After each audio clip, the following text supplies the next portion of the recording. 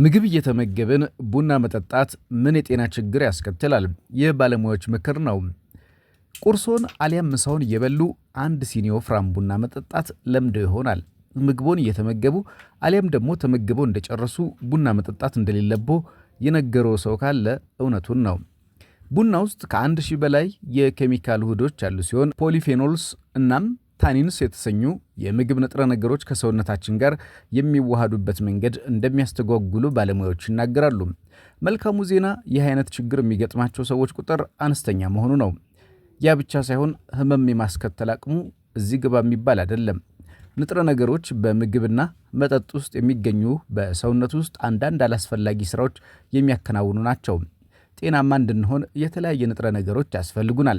በለንደን ዩኒቨርሲቲ ኮሌጅ የስነ ምግብና ሳይንስ ተመራማሪ የሆኑት አሌክስ ሩኒ ሁሉም ወደ ሰውነታችን የሚገባው ንጥረ ነገር ሙሉ በሙሉ ይቋረጣል ማለት አይደለም፣ የተወሰነ መስተጓጎል ብቻ ሊኖር ይችላል ይላሉ።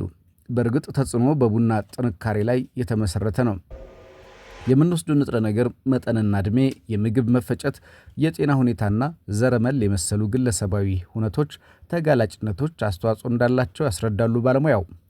የምናወራው እንደ ካልሽየም፣ አይረን፣ ቫይታሚን ቢ ስላሉ ነገሮች ነው ይላሉ። በኦሪገን ስቴት ዩኒቨርሲቲ የጤና ኮሌጅ ፕሮፌሰር የሆኑት ኤሚሊ ሆ የእርስዎ የንጥረ ነገር ደረጃ ቀድሞውንም በቂ ከሆነም ሊጨነቁ አይገባም። ንጥረ ነገር እጥረት ያለባቸው ወይንም ዝቅተኛ የንጥረ ነገር በሰውነታቸው ውስጥ የሚገኝ ከመጠን ያለፈ ቡና የሚጠጡ ከሆነ ተጨማሪ መመናመን ሊያስከትል ይችላል ይላሉ ባለሙያው። አይረን ከ1980ዎቹ ጀምሮ ሳይንቲስቶች ቡና ምግብ እየተመገቡ መጠጣት ሰዎችን አይረን በቀላሉ ለማዋሃድ አስቸጋሪ እንደሚያደርግባቸው ይናገራሉ ወይም ደርሰውበታል። የስነ ምግብ ባለሙያ የሆኑት ቡና ፖሊፊኖስ የተባለ ንጥረ ነገር እንደያዘ ያስረዳሉ። ቡና እየጠጡ የሚመገቡ ሰዎች እነዚህ ፖሊፊኖስ በምግብ መፍጫ ስርዓታቸው ውስጥ እንደ አይረን ባሉ ማዕድናት ላይ ይጣበቃል። ይህ ከተከሰተ ሰውነት አይረንን በአግባቡ ወደ ደም ስሮችና አንጀት ማዋሃድ አይችልም። ምክንያቱም አይረን በቀላሉ ወደ ደም ስር ውስጥ ገብቶም ለመዋሃድ ነፃ መሆን አለበት። ይልቁንም አይረን ቡና ውስጥ ከሚገኘው ንጥረ ነገር ጋር ተጣብቆ በመቆየት ከሰውነቶ በቆሻሻ መልክ ይወገዳል። ይህ በይበልጥ ከእጽዋትና ፍራፍሬ ለምናገኘው አይረን በጣም ወሳኝ ነው። ይህ አይነቱ አይረን ቀድሞውንም ወደ ሰውነታችን ገብቶ ለማዋሃድ ከባድ ነበረ።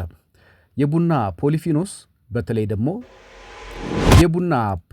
በተለይ ደግሞ አሲድ የሚባለውን ይህ አይነቱን አይረን የበለጠ ከማዋሃድ ሊያስተጓጉሎ ይችላል። ስለዚህ ቡና እየጠጡ ከአትክልት ወይንም ፍራፍሬ የተዘጋጀ ምግብ የሚመገቡ ከሆነ የተወሰነ አይረን በሰውነቶ ጥቅም ላይ ላይውል እንደሚችል እናም በቀላሉ እንደ ቆሻሻ የሚወገድ መሆኑን ማወቅ ይጠቅሞታል። ይህ ሁሉ ማለት የአይረን እጥረት አኒሚያ ያለባቸው ሰዎች እነዚህን በአይረን የበለጸጉ ምግቦች ሲመገቡ ቡናን ወዲያውኑ እንዳይጠጡ ለማስገንዘብ ነው።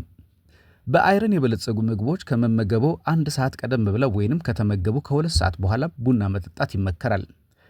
ይህን የሚሉት የሕክምና ባለሙያዎች ናቸው። የወር አበባ እያዩ ያሉ እናም ነፍሰ ጡር ሴቶች ደግሞ ምንጊዜም የአይረን መጠናቸው ላይ ጥንቃቄ ማድረግ ይገባቸዋል። በርካታ አይረን እንዲሁም ለአይረን እጥረት አኒሚያም የመጋለጥ ዕድላቸው ሰፊ ስለሆነ የሚጠጡት ቡና ላይ ተገቢውን ጥንቃቄ ማድረግ አለባቸው። ካልሽየም ለአጥንት ጤንነት ወሳኝ የሆነ ንጥረ ነገር ነው። ይሁን እንጂ ዕድሜያቸው ከ16 እስከ 49 የሚሆኑ ዩናይትድ ስቴትስ ካልሽየም ለአጥንት ጤንነት ወሳኝ የሆነ ንጥረ ነገር ነው። ይሁን እንጂ ዕድሜያቸው ከ16 እስከ 49 የሚሆኑ የዩናይትድ ኪንግደም ዜጎች መውሰድ ከሚጠበቅባቸው የካልሲየም ንጥረ ነገር በታች በምግባቸው ውስጥ እንደሚያካትቱ ጥናቶች ያሳያሉ። ይህም በዕድሜያቸው አመሻሽ ላይ የአጥንት መልፈስፈስ እንዲያጋጥማቸው ያደርጋል። ኩላሊታችን በደማችን ውስጥ የሚገኝን ትርፍ ውሃ በሽንት መልክ ያስወግዳል። ይህ በሰውነታችን ውስጥ የሶዲየም፣ ፖታሽየም እንዲሁም ካልሽየም መጠን የተመጣጠነ እንዲሆን ያደርጋል። ጥናቶች እንደሚያሳዩት ካፌን ኩላሊታችንና አንጀታችን ካልሽየም ሲያጣሩ እናም ወደ ሰውነታችን ሲያስገቡ መስተጓጎል እንቅፋት ይሆናል ብለዋል።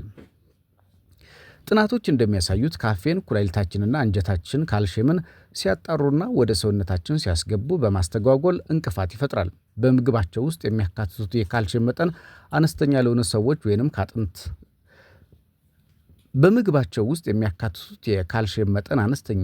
ሰዎች ወይንም ከአጥንታቸው ጋር የተያያዘ የጤና ችግር ላለባቸው ሰዎች ይህ አደገኛ ነው። በኦቲዮፖሮሲስ ኢንተርናሽናል የታተመውና በብዙዎች የሚጠቀሰው ጥናት ካፌን የአጥንት ጥንካሬ በማስተጓጎል ለመሳሳት ሊያጋልጥ ይችላል። ነገር ግን ካፌን በአጥንት መሳሳት ላይ ያለው ተጽዕኖ ላይ ሌሎች በርካታ ጥናቶች ሊደረጉ ይገባል። ካልሲየም በሰውነታችን ውስጥ ሊጠራቀም ይችላል። ስለዚህ ሰውነታችን የሚያስፈልገውን ያህል በየዕለቱ መውሰድ አይጠበቅብንም። ነገር ግን በተወሰኑ ወራቶች መካከል ዕድሜያቸው ከ19 እስከ 64 የሚሆኑ ሰዎች በየዕለቱ 700 ሚሊ ግራም ካልሲየም መውሰድ ይኖርባቸዋል። ሌላው ልብ ልንለው የሚገባው ጉዳይ ካፌን ኩላሊታችን ውሃ የሚያጣራበትና የሚያስወግድበት መንገድ ላይ ተጽዕኖ እንደሚኖር ነው። በዚህ የተነሳ የሚሸፍኑበትን ፍጥነት ሊጨምር ይችላል። ይህም በውሃ ውስጥ በቀላሉ የሚሟሙ ቫይታሚኖችን እንደ ቫይታሚን ቢ ያሉ እንደዚሁም እንደ አይረንና ካልሽየም ያሉ ንጥረ ነገሮችን ቶሎ ከሰውነታችን እንዲወገዱ ሊያደርግ ይችላል። ቫይታሚን ቢ ቡና በኩላሊት አሰራርና የንጥረ ነገሮች ውህደት ላይ ተጽዕኖ ስላለው ብዙ ቡና መጠጣት በቀን 4 እና ከዚያ በላይ ሲኒ ፈሳሽ ቶሎ ከሰውነታችን እንዲወጣ ያደርጋል።